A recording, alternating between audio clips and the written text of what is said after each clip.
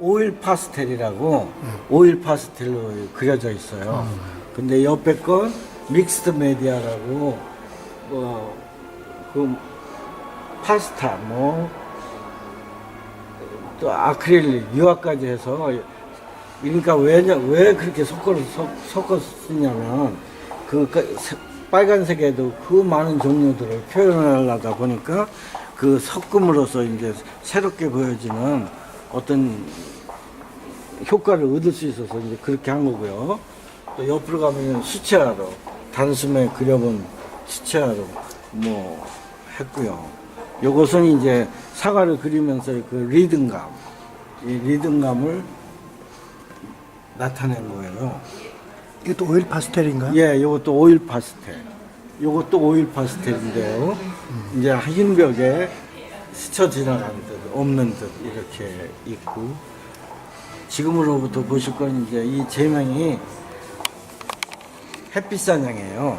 햇빛 사냥인데 여기서 멀리서 보시면 이 형태가 드러나는 게 물고기 상이죠. 그건 저는 이 물고기 상을 하리라고는 상상치도 못했는데 완성하고 보니까 물고기 상이더라고요. 근데 이제 물고기에 연유가 있잖아요. 그 선이. 왜냐하면 로마에 그 종교 탄압이 있을 때 그 자기들이 기독교인이라는 걸 이 물고기를 그리면서 서로를 찾아냈던 그런 것이고요. 그래서 크기는 얼마입니까? 이건 100호예요. 100호니까 120에 162cm. 크죠? 요거는 이제 이렇게도 바꾸고 저렇게도 바꿀 수 있는 그런 구도지만, 그래서 이렇게 하면 앞으로 올라가는 듯한, 이쪽으로 펴주면 더 포근한 듯한 이제 그런 걸로 생각을 해서 이렇게 길게 나눠봤고요. 요것도 이제 햇빛 세능의 후속으로 그 파스텔 아주 약한 톤으로 이제 또 한번 그려봤죠.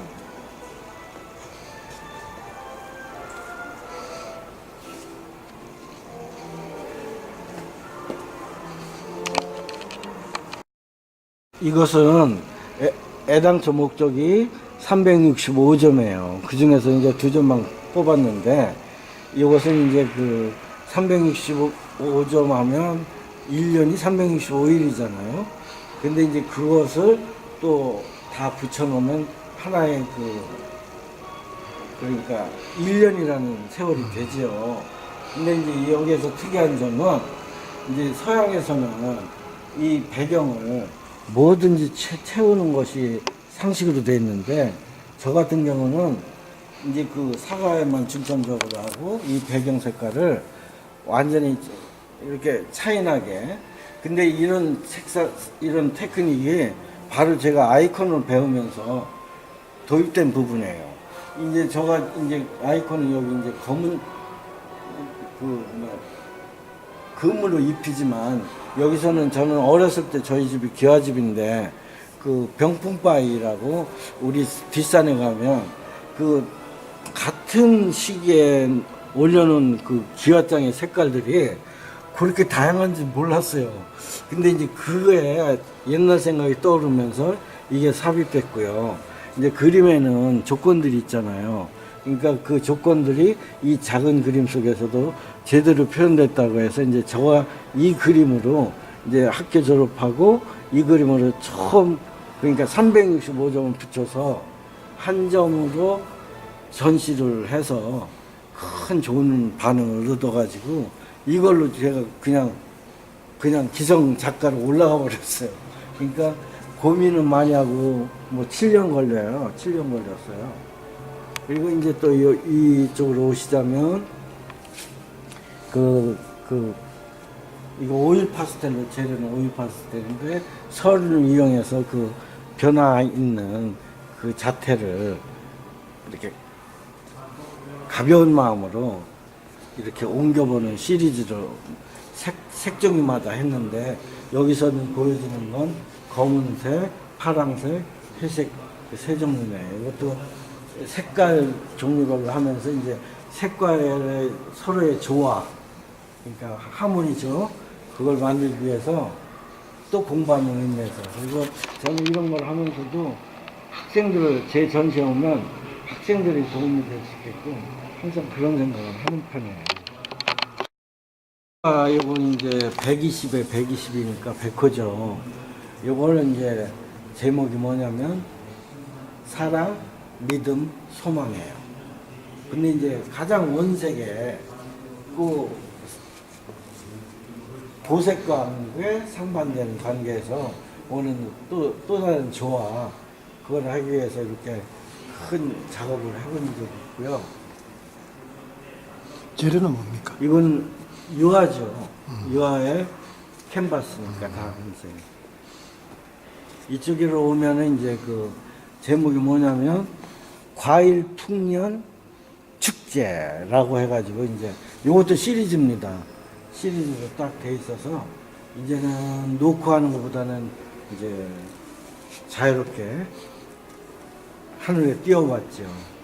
이제 물속 같은 것도 생각해봤고 여기서 이제 그 거세된 이 사과들이 어떤 위치에 놓여야 따라서 의미도 틀려지고 그 느낌도 틀려지는 그런 것을 염두에 두고 했죠.